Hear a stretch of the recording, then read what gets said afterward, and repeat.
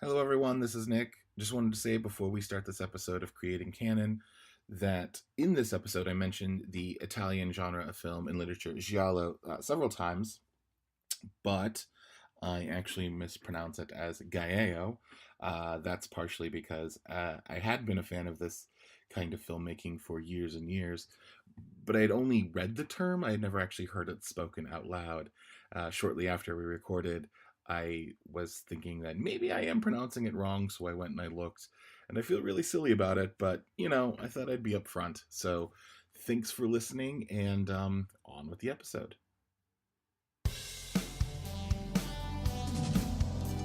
Hello, one and all, and welcome to Creating Canon with your hosts, AJ Hamilton and Nick Pappas. Nicholas C. Pappas, please. Nicholas J. Pappas. God damn it. Is it? No, Nicholas C. Pappas. How'd I do? You already ruined it. Oh, well, I did my best, and that's all I can do for me. And I am happy with me. I'm happy with you too, AJ. Aw, thanks. I think as long as you do your best, that's all we can ask in this world. Yeah, and it's really all I am capable of. Yeah. So you're not going to get anything more. Yeah. Yeah, I think there's truth to that. Cheers. You know what else there's truth to? I don't know. Please tell me. I think there's truth to schizoids. Schizoids. Oh, schizoids. Schizoids. So, yeah, we saw, who would have thought, another canon movie. Yes. It seems to be a theme. Yeah. Schizoid is a 1980 movie from Canon. Yes. It's one of the first movies, one of the early ones produced by Menachem Golan and Ewan Globus. Gotcha. Once they took over the company. But 1980, I mean, how long had Canon existed before this? 60s? 12 years or 12 years? so. Okay, gotcha. And I think they took over somewhere like 79-ish. All right, cool. And they had made some movies through Canon, and they had some of their movies released by Canon prior to this. But got it. But yeah, this is sort of like when we think of prime Canon era, I think we think of Golan and Globus, and this is exactly like in that world, right? Yeah. Like that started it off. Yeah, it very much felt like it. Yeah. And I mean, it is so Golan and Globus that it's amazing how you probably wouldn't know this by watching it, but the writer and director of Schizoid, David Paulson, was told by Golan and Globus that they had Klaus Kinski under contract. They needed to make a movie for Klaus Kinski. Sure. And he had 30 days to write a screenplay that could be shot for under $1 million to star Klaus Kinski. And then, yes, this is ridiculous. Once it was finished, he had 30 days to basically do all of pre-production and start shooting the movie. So, from inception to first day of shooting was 60 days. Oh no! I've been constipated for longer than 60 days. Sure. I mean, exactly. This is. I think we all have. Yeah. I mean, if not physically, in our soul. Yeah. We've been emotionally constipated. I have been emotionally constipated for how old am I? That many 30-ish. Yeah, exactly. Okay. Yeah. So I agree. This is nuts. This is a very, very interesting movie, and by interesting I mean real wacky, real odd. I mean, it's sort of just to give you like the plot, Cliff Notes, the Cliff Notes version of the plot. Sure. Let me put on my movie phone voice. Movie phone? God, how old am I? Oh no. Jesus. Welcome to Movie Phone. Welcome to Movie Phone. Let me put on my trailer announcer voice. In this giallo-style ripoff, Julie of Ask Julie fame starts to get letters that are threatening. Ooh. You know, like the cut out of the magazine of course, letters. Of course, like I've seen those in comic books. Yeah, exactly. Yeah. Sorry. Go ahead. Starts to get threatening letters. At the same time, people from her therapy group start getting murdered. Is it someone from group? Is it her ex? What? Is it the therapist? His daughter? Or are these events even connected at all? To find out, watch David Paulson's Schizoid. If that doesn't have you hooked. Yeah. Oh my goodness. Yeah. Now, at the beginning of this, it starts out with them being celebrating something in a spa. Yeah, in a hot tub. In a hot tub. That discussion gave little to no exposition of where you are in any of the... It's just people who know each other. Yeah. And they're celebrating. One of the women is leaving to go somewhere. Didn't she leave her husband? No. That was a different woman who left her husband. Sure. She was going on like vacation for several months. Okay. Yeah. All right. This movie is... Look, it was written... In 30 days. 30 days, yep.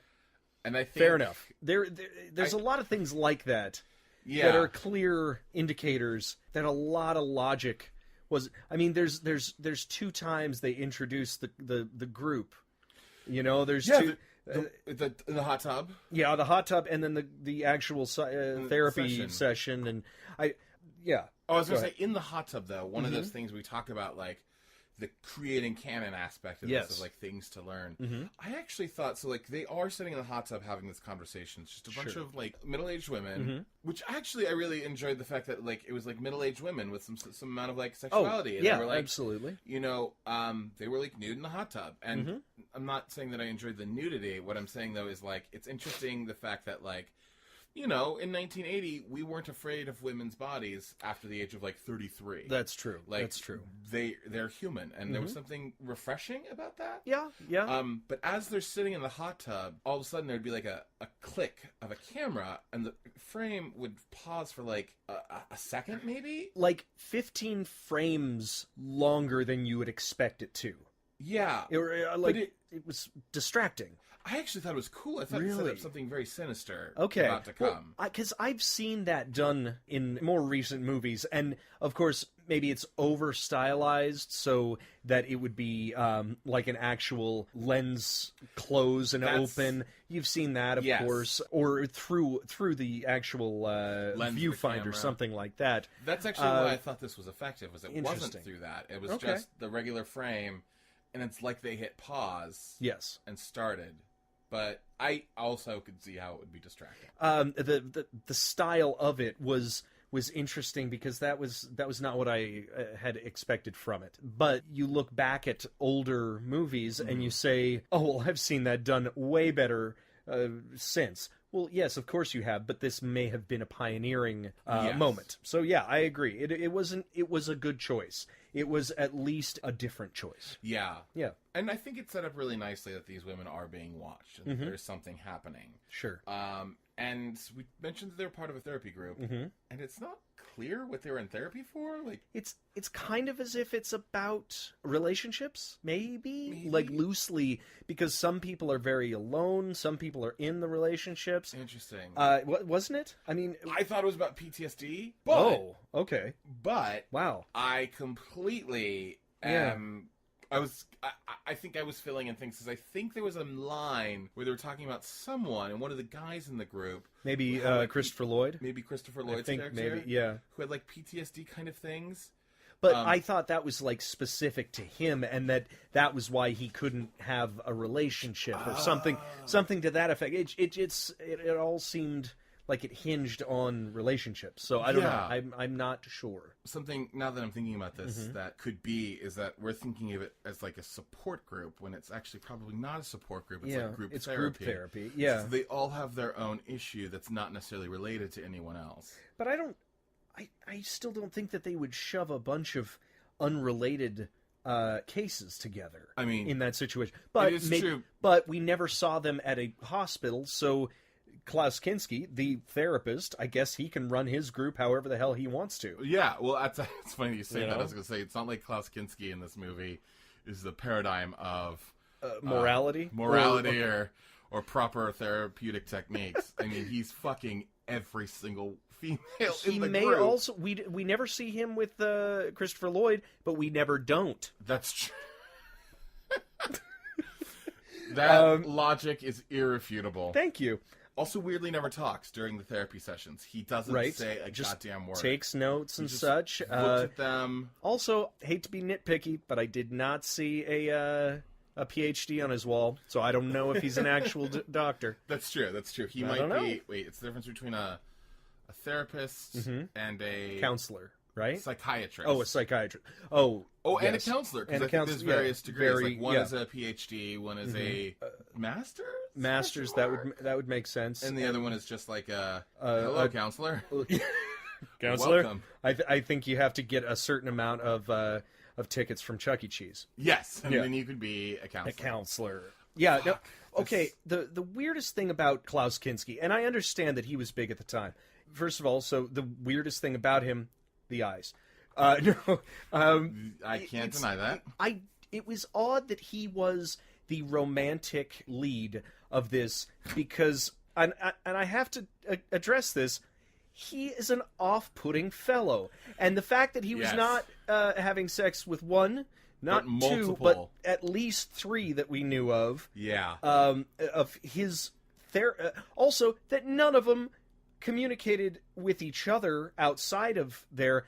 I mean, I guess they were all into the doctor-patient confidentiality of it all. But they would think that they would talk in group, maybe. Yeah. I don't know. You're right about Klaus. And the thing about him too, not only is he an off-putting fellow, I'm not sure Klaus Kinski had ever kissed a woman or had sex with a woman, or a man before this. Cause I think he just mashed his face around the. He's like, so lips go on lips. Yes. Yeah. Okay. It was so fascinating. Also, he's about as conspicuous as Arnold Schwarzenegger. You know what I mean? Yep. There is something about Klaus Kinski where he is almost like the all-American kind of doctor in this. Is that right? And then like they don't mention the fact that he's got this thick accent and that he looks Hitler's wet dream. Well, yes, kind of. Well, you're only saying that because Klaus Kinski was drafted into the German army in 1944. Which, I don't know if that makes him a Nazi or if he was just forced to fight for the Nazis. If you're drafted into it, right? Yeah, I mean, but it's still a question mark. He ended up being an actor. Yeah. Good for him. And known for most of his work with, Werner Herzog. Herzog for, 15 years, right? Oh, Something like that? I mean, and, if you've never seen the remake of Nosferatu they did. Oh, yeah. It's so good. And that's actually that is a perfect Klaus Kinski role. Oh, yeah, that's what I'm saying. Is you look at this, and this whole thing is a mystery. And you were mentioning, what was it aping off of? What style?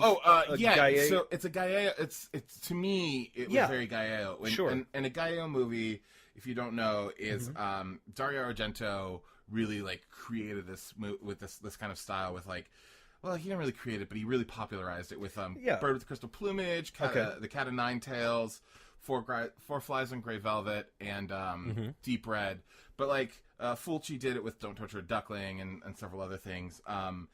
New York Ripper, and basically the movies are it's basically about there's usually a gloved killer. Sure. And you watch the killings from the perspective of the killer. Sure. We don't see who the killer is.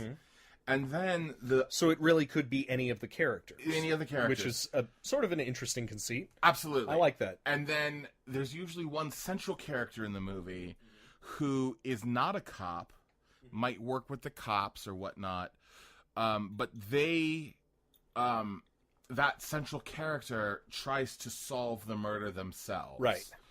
Taking it upon themselves. And it's an it's a very interesting style because at that moment it really builds on the paranoia being that it could be any one of the people surrounding this hero character. And the other thing, absolutely 100%. Yeah. And the other thing in Gallo films is what tends to happen is people who are known to the hero, the lead character, start dying. And what's interesting is in most Gallo, it usually is somebody happens upon a random murder. Okay.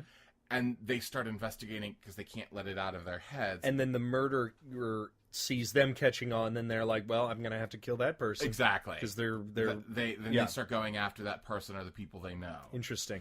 Now my point with that is that Christopher Lloyd, let's go down the list of people. Of who it could be. Christopher Lloyd's creepy dude sort of hits on Julie, our main protagonist. And he very specifically has this really creepy monologue in the therapy session. In the therapy session where he's like, none of you know me. And I walk the streets at night for hours. I just go out at 2 o'clock in the morning. Yeah. I walk around and... Is that your Christopher Lloyd? It's his old Christopher Lloyd. I Yeah, see. I can't do young Christopher Lloyd because he just sounds like a semi-normal fellow. That's why he I still has said. that, like, raw thing. That's what I'm doing. Uh, Marty! Anyway, yeah. that's not the best. I'll work on it. No, it's okay. It's fine. We'll work on it. Yeah. We'll work on it. No, but so there's him. There's the daughter, who does really creepy things. Oh my god, this is one of the most disturbing things I've seen in a movie in a long time. Yeah. Where the introduction to the introduction, daughter, yes. and so the introduction to Klaus Kinski's character, and I should say at this point we don't know it's his daughter. It's Right. like he's standing smoking a cigarette, which I also found this really fucking fascinating. Always is Klaus was Kinski, smoking. Not only did he always smoke, he never ashed his cigarettes. So, like, on the end of the cigarette, there would be, like, An 5 inch and a half. inches of Yeah. ash. Well, Yeah. probably closer to an inch and a half. Which somehow was unsettling to me. Yeah, Because it seemed so awkward and normal. But he's sitting smoking a cigarette, and, like, he looks into the bathroom, and this, like, really young girl, like, looks him in the face. It's, like, doing her hair, and she, like... takes her robe off, and like we see it's nudity. We see boobs and everything. And she like she's looks stepping, at him. Yeah. She gets in the shower and she And showers in front eye of him. contact. Yeah, as he's smoking, watching her. Yeah.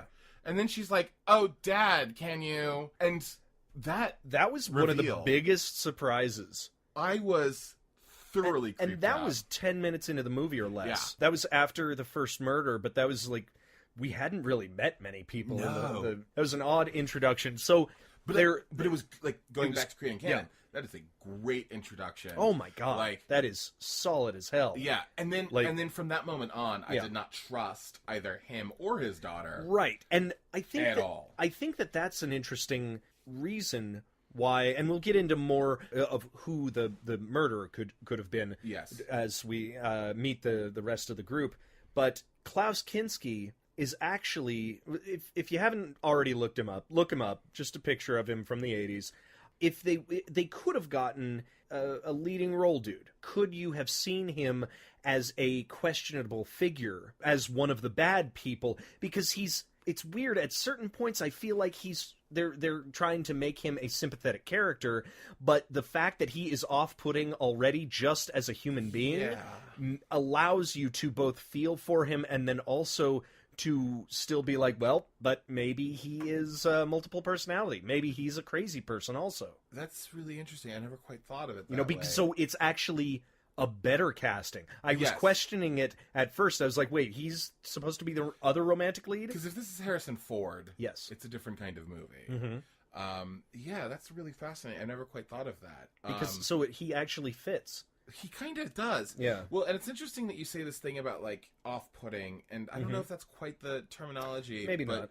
What I'm thinking, though, is, like, he looks like a villain. Like, Klaus Kinski has one of those faces where you're like, I don't quite trust you. That's sort of what I was... Yeah, he's got a je ne sais quoi that you can't quite put your finger on, but it is not hero. I'm trying to think of any other people who are like that, and I'm sure if I really thought about Willem Dafoe. Yes, Willem Dafoe is one where you're kind of like, I don't know if I can trust you. Yeah. This is so interesting. What's that? By the way, maybe it's not interesting. To us, it will be. Klaus Kinski did the remake of Nosferatu. Yeah. Willem Dafoe was in the movie Shadow of Vampire. Shadow of the Vampire. Where he played Max Schreck, who was the original Nosferatu. So it's interesting that you use Willem Dafoe with Klaus Kinski because they both What can I say? I'm a genius. Yeah, that's... That's pretty... I think the genius is actually me close. Putting those two things together. Fair enough. You know... Team of geniuses over here. We're a team of genii. I don't think that's the word, but I'm not smart enough to know. Me either. All right. So I guess... Sorry, CERN. You'll have to find someone else. So, yeah, no, that's... so...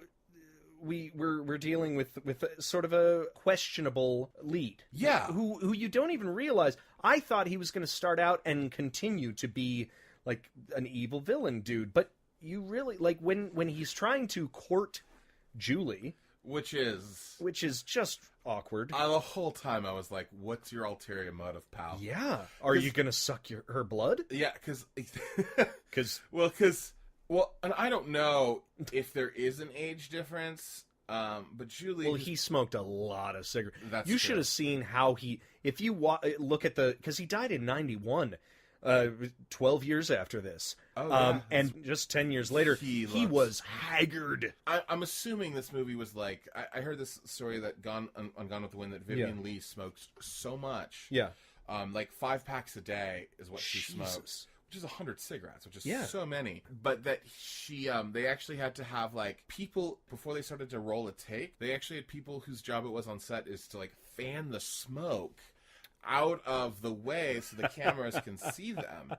And I'm assuming that they had to have something very similar to this because of how, like, I don't think there was one scene, and I don't mean, like, one scene where he's not smoking, like, he doesn't light a cigarette. I mean, that I don't think there was one scene where he wasn't actively holding a cigarette and smoking, like, one moment in the movie, except for the 2 scenes where he's, we'll call it kissing? And then we'll call it making love?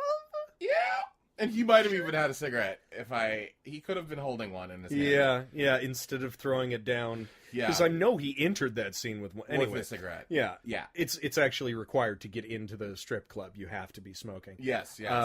So there's his world with he and his daughter live in this big mansion, but we haven't where he also holds the therapy sessions. Which is not that weird of a thing. No, you're right.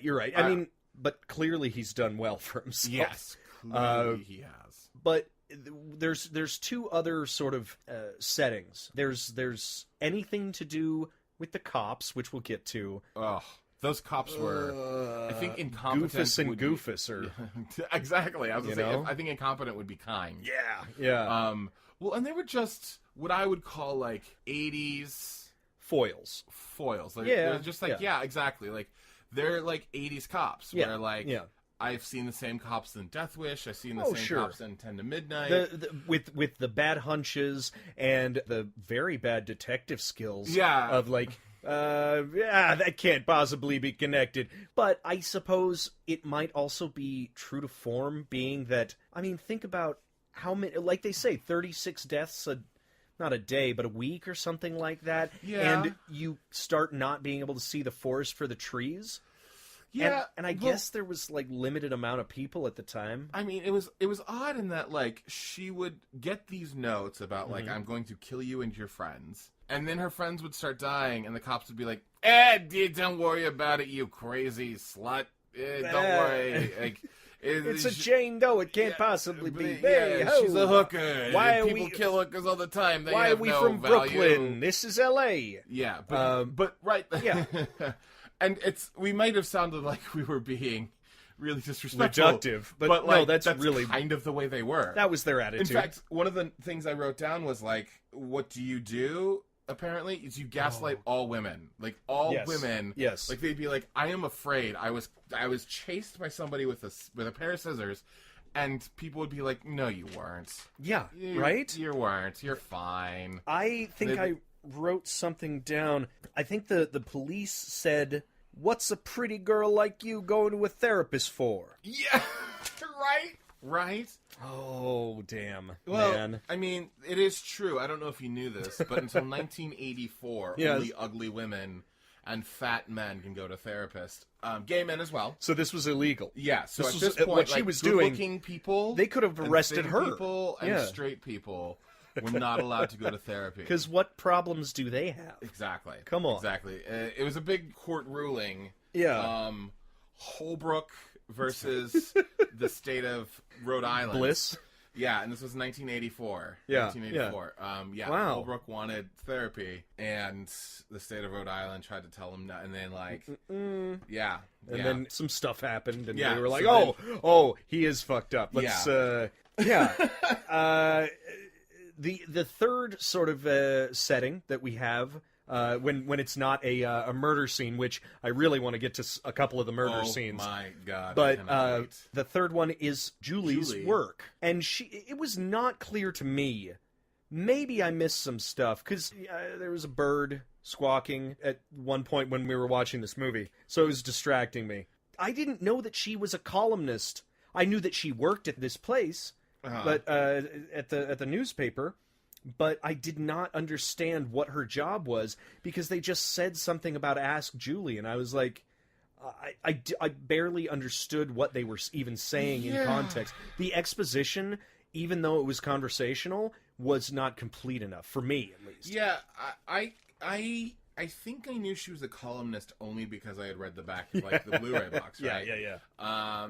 And they did talk about Ask Julie, and I thought they were trying to ask. That's what Julie I said. about Yeah, something. that's what I'm saying. And it wasn't Ask Julie. It was actually called Dear Julie. And the only reason I remember it was Dear Julie. Now that I think about it, but she got something in the mail where the R was crossed out and a big D was put in there. Dead Julie. Dead Julie. And that was the first time in the movie where I was like, oh, she's like a what was Ask Dear Ann Dear Landers. Abby or Dear Ann Landers. No, yeah, maybe I was right. Yeah. Dear Abby is the one I was thinking of. Yeah. Dear Abby. Yeah. And that's the first time I was like, oh, that's what she does. Yes, that's what I'm saying. Yeah, exactly. And in her office, we basically only meet her ex-husband and her assistant or something and her like that. assistant. That's and her pretty much assistant it. is like non-existent. Yeah. And her ex-husband is very much like, He's God damn it! I don't call the cops. These letters. Rah, rah, rah, rah, rah. But he is so weirdly inconsistent. Yes. Maybe it's the way his character is legitimately written, or maybe it's the way he wanted to play it. But from line to line, he will switch from hey, Julie, come on, hey, just be happy. Maybe it's all a lie, and then one new thing will come to light, and he's like, "Oh, Julie, this is you might get killed. This is scary." Yeah, it was very it was all odd. over the place. Well, yeah, and that's when I come. it's like a Jack in the Box. Yeah, absolutely. And Kind of. again, like coming to gaslighting, like there would be times yeah. where he'd be like, Julie, I mean, you might get killed by this, but don't worry, these letters are not dangerous. And she'd be like, I'm afraid. And he's like, shut the fuck up, Julie. These letters aren't dangerous. But he was weird. Why do you think they're dangerous, Julie? But when he wasn't being that gaslighting, he was weirdly chipper all the time. He's like, hey, yeah. I'm gonna do the wallpapering, and I got this story about my uncle giving me wallpapering things. Yeah, and he's clearly wants to be back with Julie, and Julie, oh, of course, wants nothing to do with him, and he is angry at the group. Yes. And this might be too much of a giveaway, but whatever. Nah, but hopefully you've seen the movie. Yeah, he's angry at the group because he believes they are the reason. They talked her out of the relationship. They talked her out of the relationship. Yeah. They got a divorce. Yeah. And it kind of, in the movie, it actually comes up organically, where I didn't think of it, like, it didn't seem like a big red flag. Oh, I didn't either. No. It came up organically in that what he was saying was like, you know, if these people in group are dying, maybe you should avoid the group. Right. They could be dangerous. Yes. Yeah. And I was like, oh, okay. And like, actually, that was the thing that made most sense Yeah. of what he said. I know, that was the weirdest part of like, you know, if everyone in the group is dying, maybe you shouldn't be a part of the group. Right? I don't know. Who knows? Anyways, go fuck Klaus Kinski some more. So there was such a weird thing at the beginning when I'm laughing because I know where you're going with this. So when they all leave the spa. Yeah. And this one girl rides away on her bike. And I was so distracted, and this isn't it. This isn't what you're thinking of. But they were riding away from the Hollywood Hills. And she drives down, and she's driving in like next to traffic, and then they end up in like Piru or something like that. And for anybody who isn't from Southern California, that's like 30 miles away. Yeah. And then she gets sort of run off the road or followed off the road by a car. It's like a VW bus. Yeah, or a little VW. It's a Volkswagen. Yeah. Every car in this movie is a Volkswagen. Yes. Whether it's a bug or a rabbit or a like, thing. A thing. Yeah. Every single movie in this car is a Volkswagen. They had to have had like a deal with it. A deal. Well, maybe they got an extra 5 days for pre-production. Oh, dear Lord. By partnering with them. But yeah, then she... It's Klaus Kinski. Klaus Kinski brought VW, Volkswagen. Oh, everything in this is German. Yes. Yeah, we're connecting all brilliant. the pieces. So it turns out that who is chasing her is the murderer. Yes. Oh, no. Of course it is. The thing that I thought you were going with is like... Well, I was... Yeah. Go for it. No, please. So, like, the car chases her into this, like, rural area, and she runs into this house. There's all of these abandoned houses all over the place. She runs into this abandoned house that looks like it's falling, and it's the most amazing scene I think I've seen in a really long time, where like she would close a door and the door would disintegrate, like fall apart, or fall onto her, So she would like run through a door that was like halfway closed, and the door would just like fold in half. Like, no joke, the top would break off, and then like the bottom would break off. Then she'd like try to close another door, and like the force of closing it would like fly that door off its hinges. Right, and then one would like, she'd close it and then it would fall towards her. It would just like fall into her, and then like she would close another door, and the killer would just be like, blink, and the door would fall over. Or just crumble into cookies. It was just like none of the doors worked. I would also abandon this house if every single door in it just stopped work. In fact, I have a feeling, and I could be wrong about this because I'm not a carpenter of any sort. Sure. But I do feel like the house would disintegrate long before the doors. Right? Well, yeah. I mean, I guess it depends on what you did to the doors. Yeah, why were all of those such broken doors? I feel like Tasmanian Devil just chased somebody else through that house before she came in. And then someone stuck all the doors back together with just with a one little nail. glue. with with a little glue or a piece of chewing gum. Just like put them back together. That'll do. They'll be fine. They'll be fine. Nobody's gonna come in here and get murdered. Yeah, like we're gonna be okay. It's fine. Also, at the end of this sequence, surprise, surprise, the girl gets killed because she's chased into the garage. Actually, that's something. When the garage comes up, the killer is completely visible, and yet it's so backlit and so shadowed in the front that you still cannot tell. You know that it's a vaguely man-looking person, but maybe not even that. You don't know that for sure. And that was a fascinating idea. It was a cool shot. It was a cool shot. It's a really cool shot. Yeah. And then they completely did this weird ruining thing where, like, the killer closes the garage door in, like, a really scary way to, like, try to, like, to just, it's dark, so it's, like, pitch black. Right. And then, like, in pitch black, you can hear, like, steps walk up. And then when the killer starts stabbing the girl, all of a sudden, it's really bright. Yeah.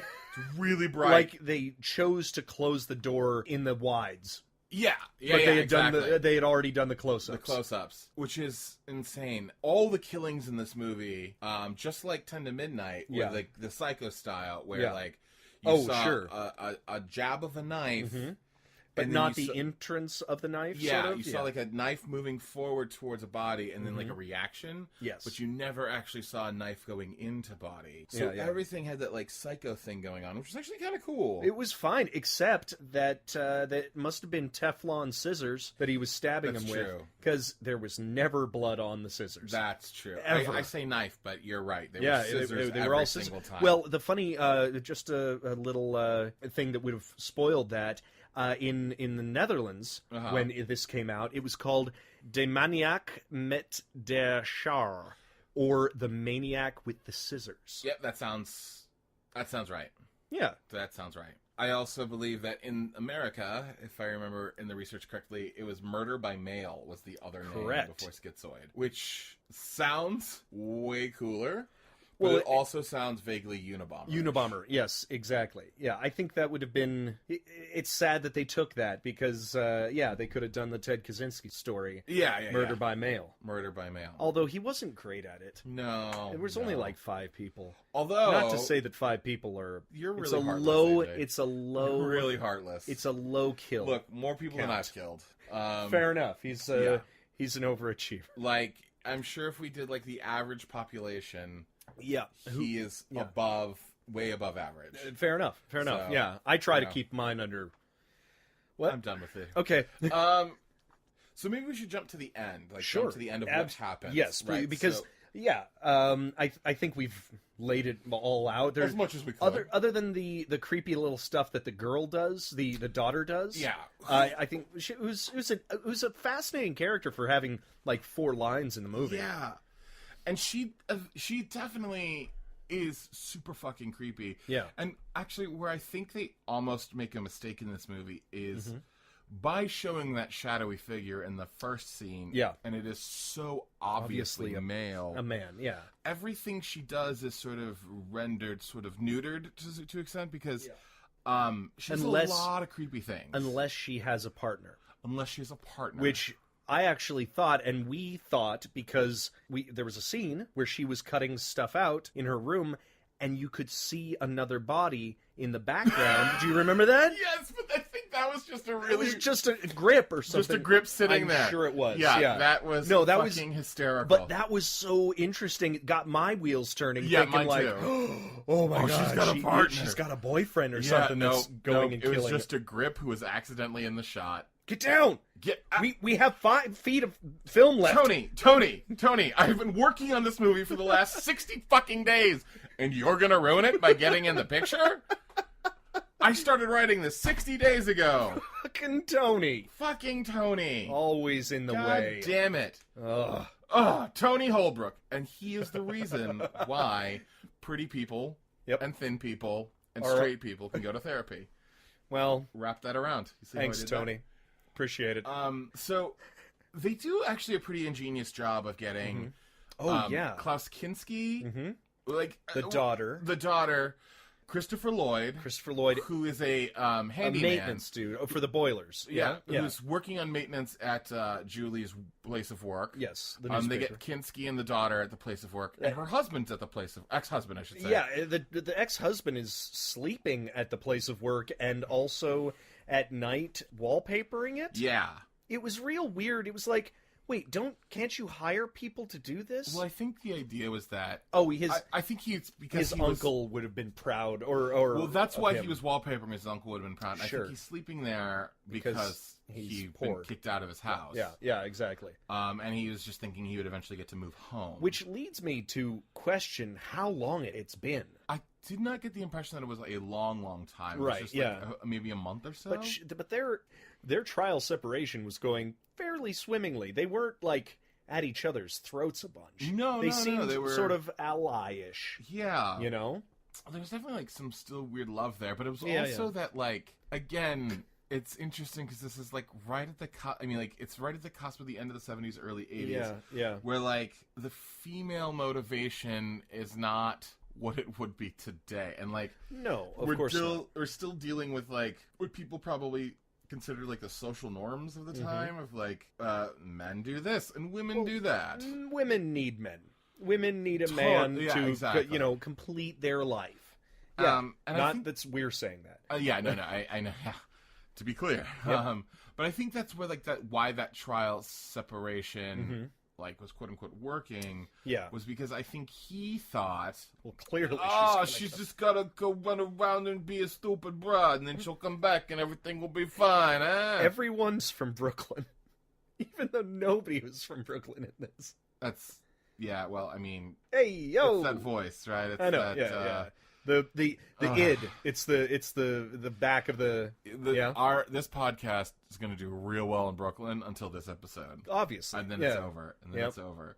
So they get all the suspects. They do a really good job of finding a really solid way of getting all of the suspects believably into the same place. Right. Well, and wasn't there another woman there? The last person or her assistant.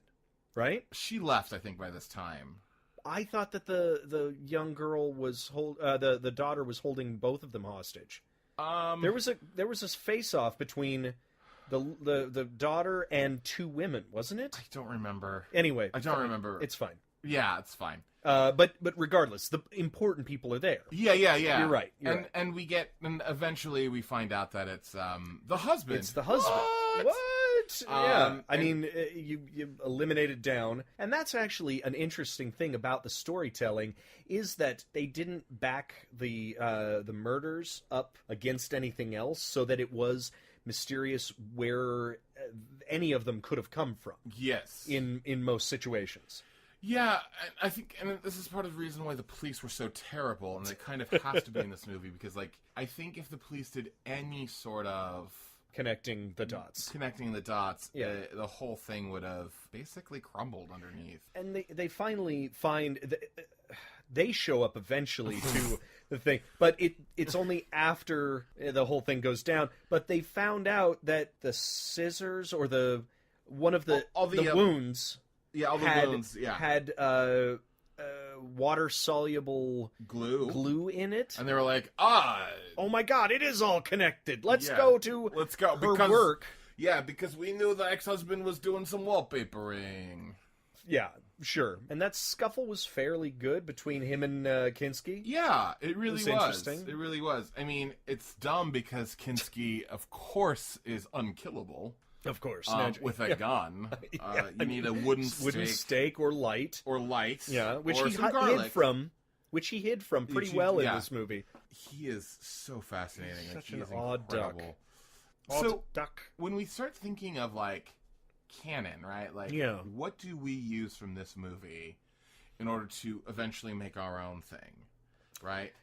I mean, like you were saying, I don't want to take the photos. Yeah, I dug the photo clips. That's okay. Flashing of the photos. Yeah, I think go with that. I also really liked the psycho-style killings, which... Yes. Yeah. Now, this is two canon films out of, what have we watched? 3 or 4 so far? 5? Whatever it is. Where they have that. So, that seems to be a stylistic choice. Absolutely. I also thought they did some really interesting work, like a thematic motif where, I don't know if you noticed, scissors kept showing up. Oh, yes. In every, like in almost all the scenes, there were reasons to be cutting things. It would have been comic had it been a worse movie, I think. Like, yes. It's not the best movie, but I think that it was well placed. You're right. I forgot to talk about something in this whole movie, and it is the business that actors are doing during their scenes. At the very beginning, we meet Julie. She's typing on a typewriter, but it is on a box. Yeah. Which was brilliant. That was the attention to detail and the business that everyone is doing in the scenes. Well, she just moved. I mean, that is brilliant. Exactly. And then she has her the hole in her sock, which she sort of tries to just stuff in between her toes. Yeah. I think she cooks, maybe. I don't remember. Disclaimer, we watched this a week ago, as opposed to just before, which, whatever. But we took notes. We took clearly we're informed.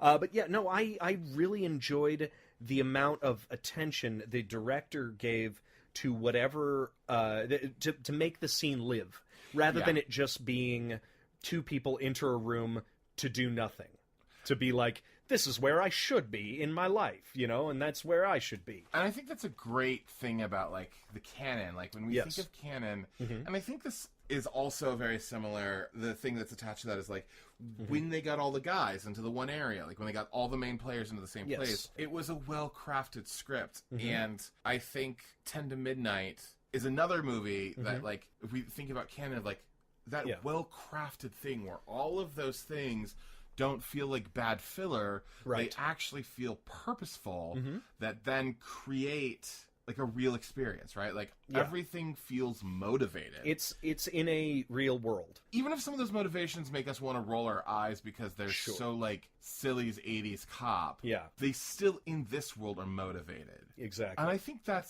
attention to detail is really great writing that we don't actually see as often as today, right? Agreed. Yeah, well, a lot of times it feels like people are on a blue screen and they just forgot where they are. That's true. They're just like, we're standing here. There's no way to interact with our environment, right? And you didn't even give us little props to put on anywhere, so what are we supposed to do? We're just going to have a conversation back and forth, and you're going to put some cool shit in the background. Yeah. That's all. And you've actually captured something. And I keep referring back to 10 to Midnight, but like 10 to Midnight in this, as quote-unquote shitty as they might be in some areas, there is a lot of just solid work making that kind of stuff happen. Another thing go ahead. Sorry, funny enough, the Doors play into that as well, because as silly as the gag was, it was physical sets. Yes.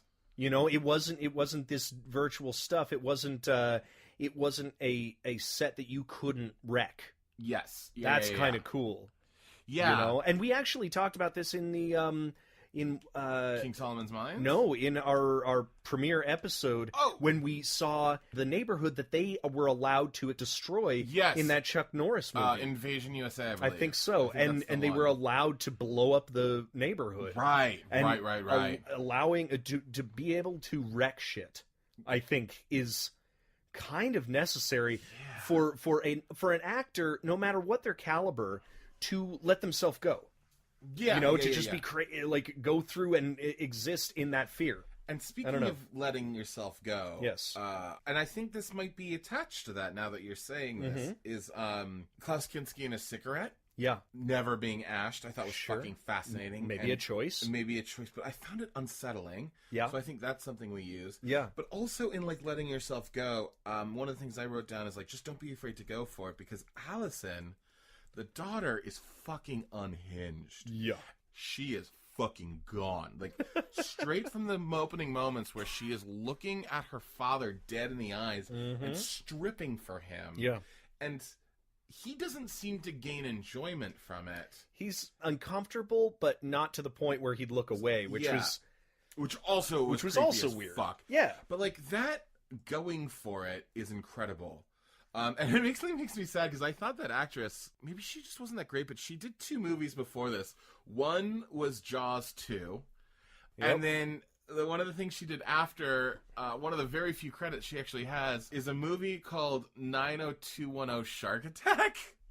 So thematic. Yeah, it's very thematic. So she does movies with main characters with dead eyes. Yeah. Oh, Klaus Kinski, that's a motherfucking burn! You're a shark, my friend. And you know what? It's okay, because he may or may not be a Nazi. And he may or may not be a Nazi vampire. That is true as well. That faked his death in 91. Oh, God. And is still around and coming for us. Yep, he's coming after you. Oh, God, you're right. Coming after you. Hey, I wanted to talk about one specific thing. I know we're talking about what we learned and sort of wrapping it up, but the title of this movie... Yeah, because I thought schizoid schizophrenia, right? Right, and when I was a kid, I thought it was sort of a derogatory term in the vein of like, yeah, what a psycho, what a nut, what a crazy person. Yeah, but schizoid, it's in the DSM-5. Wow. I looked it up. Schizoid personality disorder. In 2012 or 2013, I think they tried to get it removed for some reason or another, but they refused. They were voted down, whoever was trying to get it expunged. And what is schizoid personality disorder? Schizoid personality disorder is actually very antisocial, very separated from society. Fucking fascinating. And so it's funny because you say schizoid or schizophrenic. They're related, obviously, because of schiz. It means separated from society.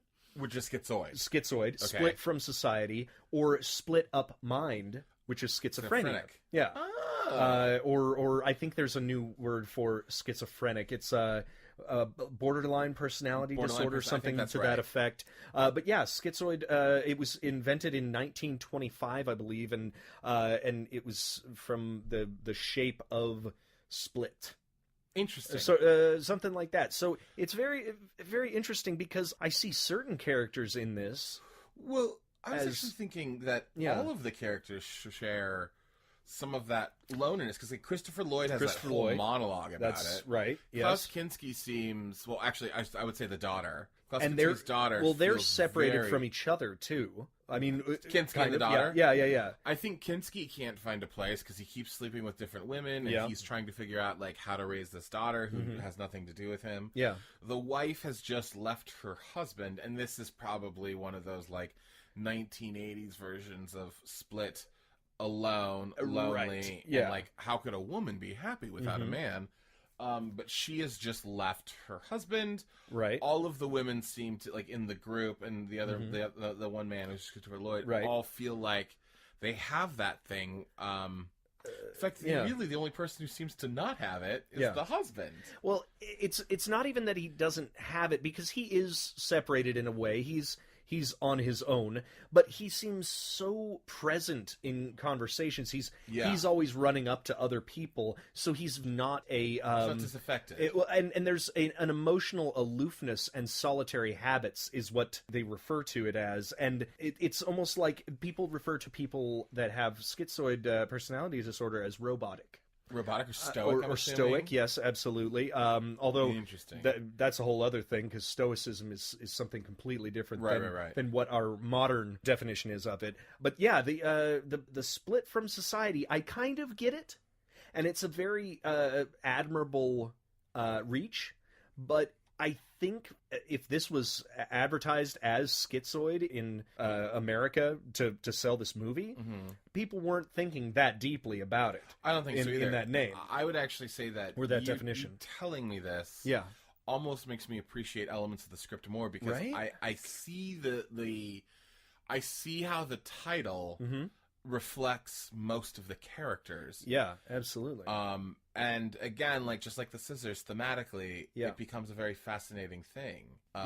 For me personally. It's kind of interesting, kind of cool. It's very interesting. The other, this has nothing to do with Please. that, but I thought one of the things we should mention, which I thought was fucking fascinating, of why does Menachem Golan call up this dude, David Paulson, and be like, hey, can you work on this movie? Can you write me a script in 30 days?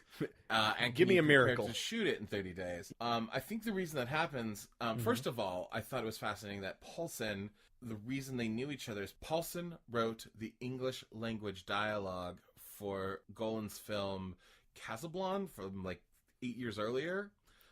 Was that an Israeli ripoff of Casablanca? I don't think so, but that would be amazing. I hope it is. But Paulson was mostly known for, and this is after, but Knots Landing, Dallas, and Dynasty. Oh. Which are 3 shows that are basically about betrayal and... Well, I was going to say, there's 3 soap opera kind of shows. The nighttime soap operas. And they also, being that kind of TV writer, he can write quickly. Oh, interesting. Yeah, which I thought was fascinating. Huh. We should also give a quick shout out to Flo Lawrence. Okay. Who was known as Flo Garish in this movie. At that time, she was Flo Garish. Okay. She plays one of the friends, the second person to get killed. She wasn't the annoying one, was she? She was the one who was making those crazy fucking mouth choices. Oh, yeah. Again, another one who was just going for it. Absolutely. Just going for it. And she was insane. Yeah. In a way that I loved watching her act. It may not have fit with the rest of it, but it was a choice. It was definitely a choice. Yeah. But she was in Hot Chili, Naked Cage, and Over the Top. Okay. Which are all canon classics. Yeah. All 3 of those are canon films. Oh, I can't wait to see her in the other ones. I can't either. Oh. Well, I've seen Over the Top. Okay. And I don't remember her from that. Right. But she was also in Lords of Salem, which is a Rob Zombie movie that came out a few years ago, which I think everyone except for me and Rob Zombie hated. I loved it, and I'm pretty sure Rob Zombie liked it because he worked on it. But I think most other people dislike that movie. But I am undecided. Yeah, you should. It's haven't interesting. seen it. It's definitely a throwback 70s I'll let you know. horror. Yeah, well, most of his stuff definitely, reaches back into the Texas Chainsaw Massacre type of feel, family oddities, and cool. I actually really dug it. That's a whole story, but that's a zombie cast. That's on our spin-off zombie cast. Zombie cast. I dig him as a director. I dig zombies, except for his newest movie, 31, which was a pile of turds. Fair enough. Maybe not a whole pile. It was just a single turd with a flower growing out of it. Oh, well, that's neat. I could see the good idea in it, but it was mostly turd. Yeah. Yeah, Interesting. we'll go cool. with that. Well, is there anything else? I mean, we got the cops. Do we even want to mention who those guys are? Oh yeah, I mean, well, first of all, Christopher Lloyd's in this movie. Yeah, and it's an early role. It's just after Taxi. Yes. And it was interesting to see because I kind of think of Christopher Lloyd as Doc Brown or Judge Doom or Fester. Yeah. Sort of a goofy dude. Yeah. And not actually, really serious. It's funny that you called him old Christopher Lloyd because I want to point out that there were only 5 years between this movie and Back to the Future. Well, I mean Christopher Lloyd acting old. Okay, because he affects his voice. Yeah, clearly. But I mean, it's fascinating though because he smoked 50,000 cigarettes in between. Yeah, because I do think of Christopher Lloyd in this movie as being super young. But when you think that Back to the Future came out only 5 years later, and he looks old in Back to the Future. Yeah, he does. I think that's a fascinating thing all on its own. Yeah, but yeah, so Christopher Lloyd should be noted, and then Joe Regalbuto. I don't know, the dude in Murphy Brown, the sportscaster in Murphy Brown, that sounds who right. Was one of the cops. Sure, the horrible cops. Yeah, one of the horrible cops. And then Richard Hurd was the other cop, and he's one of those character actors. Like, if you've seen a movie, you've seen him. He's definitely been around. He was in All the President's Men, Planes, Trains, and Automobiles. And he was in Get Out. Yes, that's right. Yes. He was the... I forgot this completely because in this he looks, 30 years younger. He is 37 years younger. Good Lord. Holy shit. He was the patriarch. Yeah, he was the father of Bradley Whitford. Yes, that's it. Yes, or father or grandfather. I don't know. One of the two. But he was he was on the orientation video that Daniel Kaluuya watches when he's strapped to the chair. Yeah. Very good small role in that. He's a good writer. He's a good actor. He's interesting in what he does. Absolutely. Oh, he was also in. He's also on Seinfeld for a while. I didn't know he that. was one of the bosses. He was the boss. Was he George's boss? Yes, he was George's boss. I can't remember who he was. We never saw Steinbrenner's face. He was the other boss. He was like the sub boss. Yeah, but he's everywhere. Yeah, love him. Fascinating. But again. Yeah, shitty ass cops. I think that's about it. I mean, it's really, when it comes down to on this movie, I think there's just, it's interesting to watch some of these older movies that are like in this crime genre. Yes, that are like slasher because they're not straight slasher necessarily. And I think Gallo is like the perfect attachment to this movie.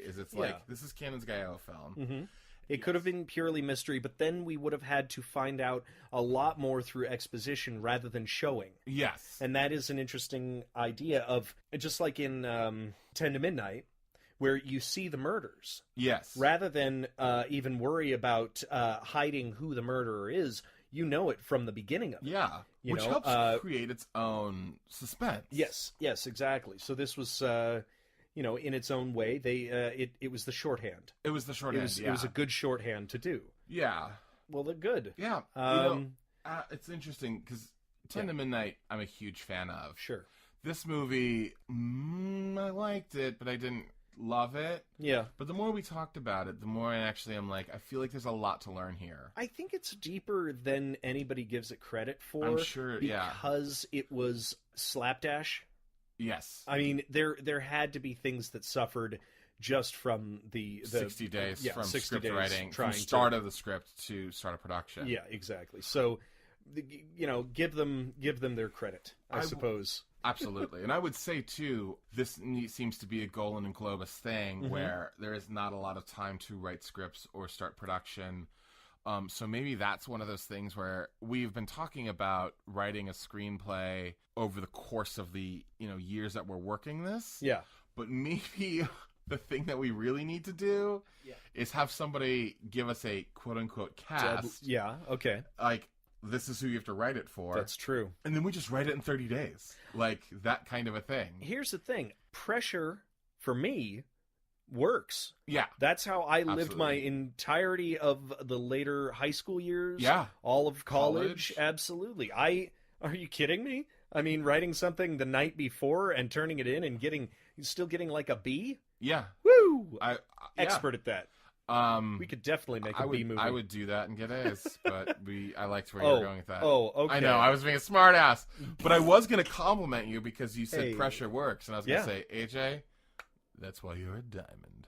Oh, Stop See? it. Aw. This is a bunch of backhanded, weird compliments that we're giving each other. I love it. Now we're going to backhand each other in real life.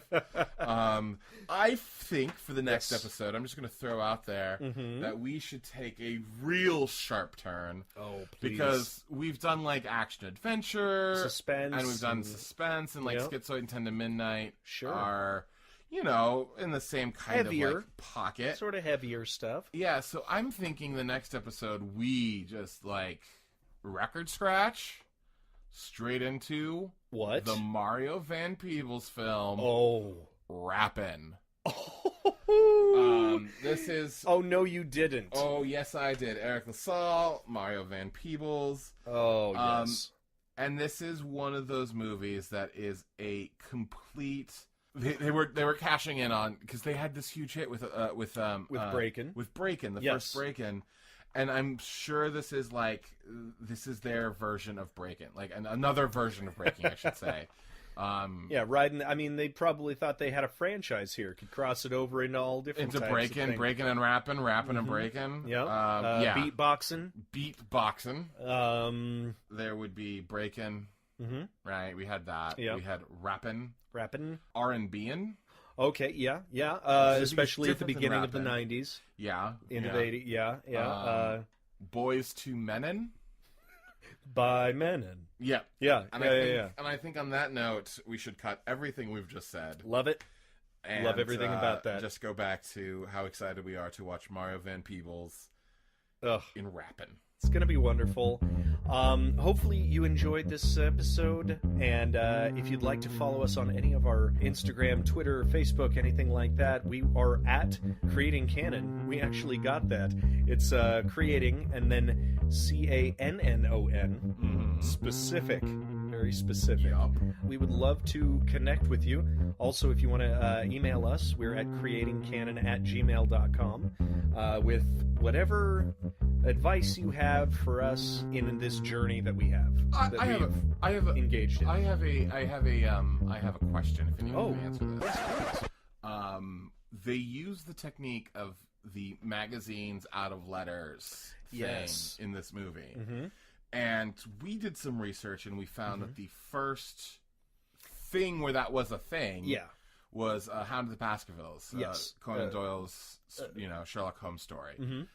I'm curious, and I could not find this, and I looked, like, where's the first time it was used in a movie? Yeah. If anyone knows that offhand, I would love to hear about that. And we will record our voices on your voicemail if you can come up with that answer. DJ, what? Let's give them something they would want. Oh, fair enough. We will give you a kind bar, a kind bar, and a virtual high five, and I will buy you a cup of coffee. There you go. Yeah, that's what we'll do. I love it. We will also, if you want, leave our voices on your voicemail. No, we don't have to do that. It's going to be, I don't know why someone would want that. Dulcet tones of these voices? Come on, what are you talking about? Only if I can record it like this. Hey, this is Tony Havisham's voicemail. What was his name? What was the fellow? Tony? You had a Holbrook. Holbrook. Hey, Tony Holbrook. Hey, this is Tony Holbrook's voicemail box. Please leave a message at the tone. If you give us... Here's what it is. If you can let us know what that movie is, we will gaslight you into thinking that we found it, and we told you what it was. I like it, but we still will mention you on the podcast. Yeah, it's the Schizoid gaslighting. That's what we'll do. Excellent. All right, AJ. So next time when we are rapping.